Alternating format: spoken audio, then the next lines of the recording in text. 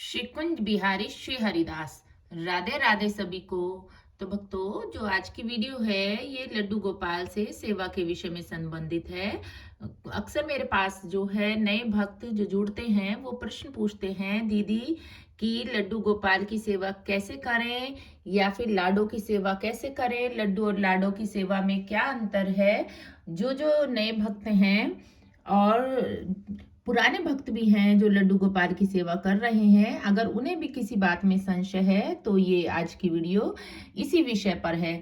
तो देखिए, सर्वप्रथम जब भी हम लड्डू गोपाल की सेवा करने के विषय में सोचते हैं तो हम उससे पहले हम ध्यान रखें सेवा से पहले कि जो भी हम लड्डू गोपाल की सेवा से संबंधित सामान हैं, उनके शयन का बेड, गद्दा, उनके बर्तन खाने के, ये सब तैयारी जो है हम अपने लड्डू गोपाल को लाने से पहले ही कर लें।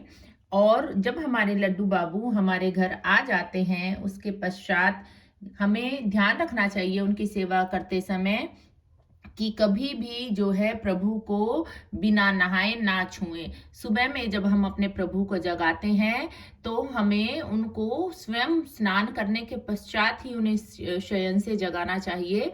बिना स्नान किए प्रभु को टच नहीं करना चाहिए, उन्हें नहीं छूना चाहिए। शयन करने के बाद ही प्रभु को जगाएं, उन्हें अच्छे से नहलाएं धुलाएं और मौसम के अनुसार उनको जो है वो पोशाक पहनाएं।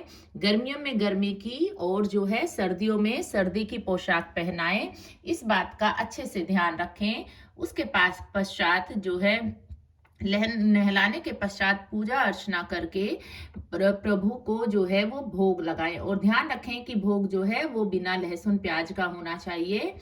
और जो है सबसे पहले जो है भोग में हमें दूध का भोग अवश्य लगाना चाहिए, दूध अथवा दूध से बनी चीज का भोग। और उसके पश्चात जो है जो भी हम नाश्ते में सात्विक भोजन बनाते हैं उसका भोग जो है वो प्रभु को लगाएं। और एक बात और ध्यान रखें, प्रभु के भोग में तुलसी दल डालना बिल्कुल भी ना भूलें, क्योंकि बिना तुलसी दल के जो हमारे लड्डू बाबू हैं वो भोग ग्रहण नहीं करते।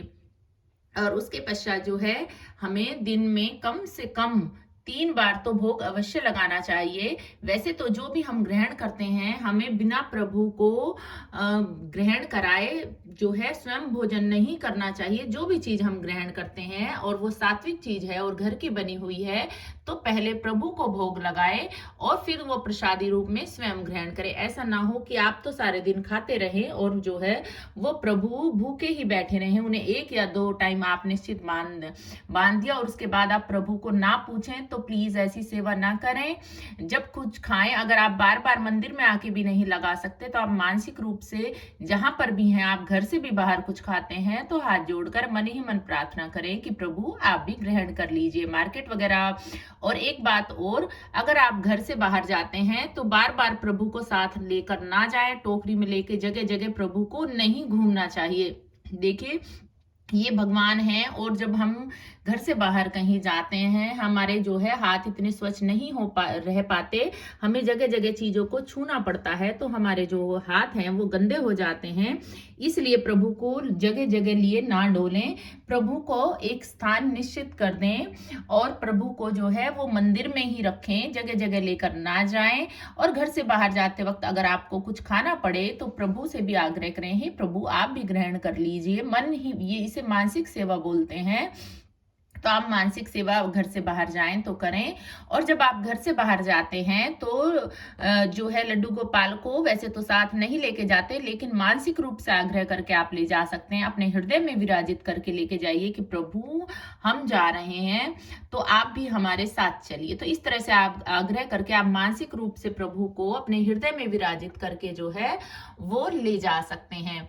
तो ये तो कुछ बातें हुई कि प्रभु को जब घर से बाहर जाए तो किस तरह से सेवा करें।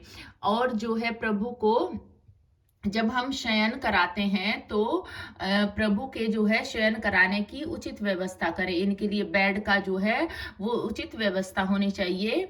और सर्दियों में सर्दी के अकॉर्डिंग आप बेडशीट रखें और गर्मियों में गर्मी के अकॉर्डिंग। और देखिए, जिस तरह से मैंने नीचे ये गर्म ब्लैंकेट बिछा रखा है, इस तरह से आप सर्दी और गर्मी के अनुसार जो है प्रभु के जो है सोने के जो बिस्तरे हैं, चादरें हैं, गर्मियों में जो है वो कॉटन की चादर उड़ाएं और सर्दियों में जो है वो वूलन और गर्म चादर आप उड़ाएं। तो ये कुछ बातें हैं जो प्रभु की सेवा से संबंधित विषय में बातें हैं जिसका हमें ध्यान रखना बहुत जरूरी है। और लेडीज को पीरियड्स के दौरान जो है वो प्रभु को छूना नहीं चाहिए। देखिए, बेशक आप अपने बच्चे के स्वरूप में प्रभु की सेवा करते हैं, लेकिन पीरियड्स में जो है वो अस्वच्छ माना जाता है। तो इसलिए पीरियड्स में प्रभु को बिल्कुल भी ना छुएं और सेवा भी ना रोकें। आपके घर में कोई अन्य सदस्य है, आपके हस्बैंड हैं, बच्चे हैं, तो आप उनसे सेवा करा सकते हैं प्रभु की। अगर कोई नहीं भी है किसी अगर घर में, तो आप क्या करें कि भोजन अगर कोशिश करें कि सूखे भोजन का उस दौरान भोग लगाएं और प्रभु को बिना छुए ही किचन में साफ जगह पे आप आग्रह कर सकते हैं, आइए प्रभु भोजन ग्रहण कीजिए। लेकिन मंदिर में प्रवेश ना करें, प्रभु को कतई ना छुएं और भोजन भी कोशिश करें कि स्वयं प्रभु के लिए भोग का ना बनाएं। अगर कोई बनाने की आपके घर में सुविधा है तो उससे भोजन प्रभु को बनवा लें, वरना तो आप फ्रूट्स, फल और कुछ सूखी चीजों का आप जो है वो प्रभु को भोग लगा सकते हैं। और कोई भी लगाने वाला नहीं है और आप मार्केट से भी नहीं ला सकते, तो भी प्रभु को बिना छुए आग्रह करें। वैसे तो हमारे प्रभु इतने दयालु हैं, एक तुलसी दल भी अगर आप प्रेम से अर्पित करते हैं तो प्रभु उसको भी ग्रहण करते हैं। लेकिन आप अपने प्रेम को दर्शाने के लिए मानसिक रूप से आप जो है वो सेवा कर सकते हैं। आप अपने पड़ोसियों से भी सेवा करा सकते हैं उस दौरान, जिस दौरान कोई सेवा करने के लिए अगर आपके घर में कोई नहीं है, आप अकेले रहते हैं, तो जो है वो आप अपने पड़ोसियों से भी जो है वो सेवा करा सकते हैं। तो इस तरह से कुछ बातें हैं जो कि प्रभु की सेवा करते समय हमें ध्यान रखनी चाहिए। तो आज की वीडियो में सिर्फ इतना ही। अगर आपके भी मन में कुछ इसके अलावा कुछ अन्य जो सवाल है तो आप डिस्क्रिप्शन बॉक्स में पूछ सकते हैं लड्डू गोपाल की सेवा से संबंधित। और एक बात का और ध्यान रखें कि जिस तरह से कुछ प्रश्न ये आते हैं, लड्डू और लाडो की सेवा में क्या अंतर है। तो देखिए, लड्डू और लाडो की सेवा, जैसे हम लड्डू गोपाल की सेवा करते हैं उसी तरह से जो है वो लाडो की सेवा होती है।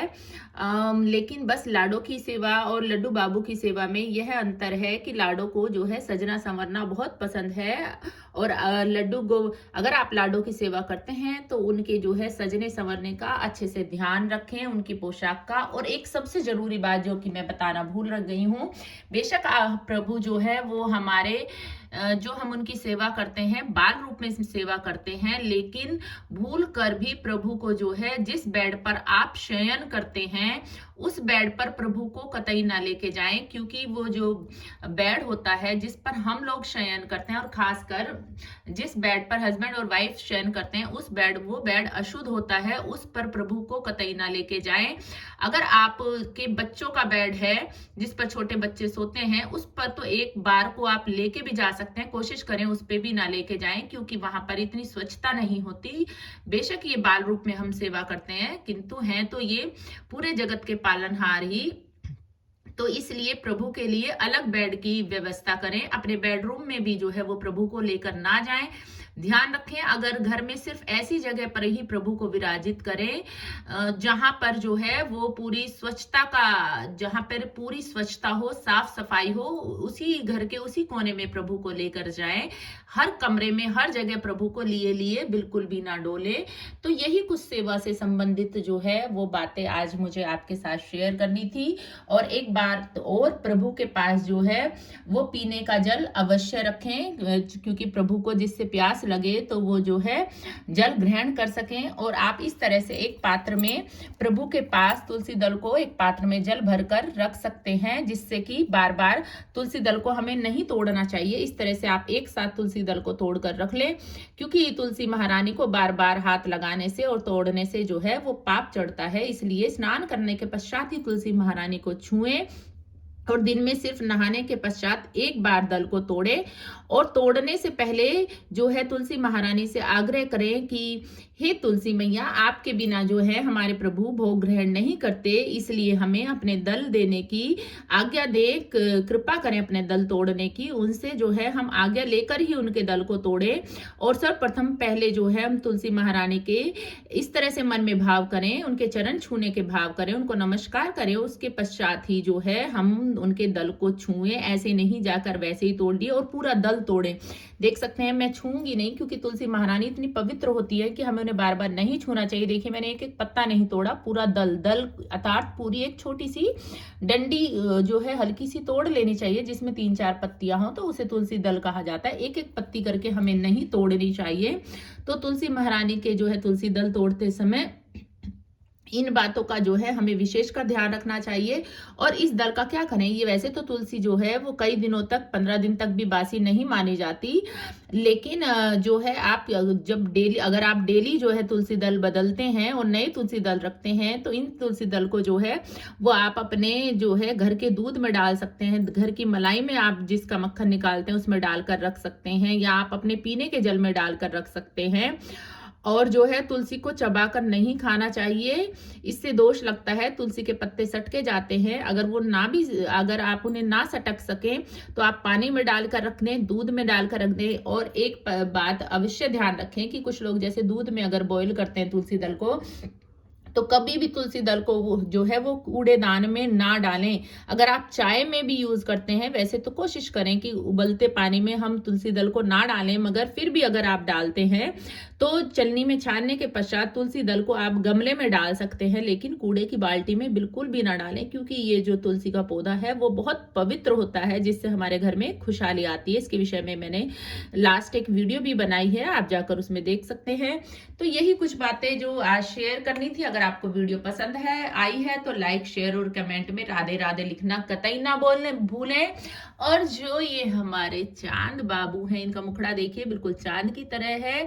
एक बार इन्हें राधे राधे जरूर बोल दें। राधे राधे, हरि बोलो, हरि हरि बोलो।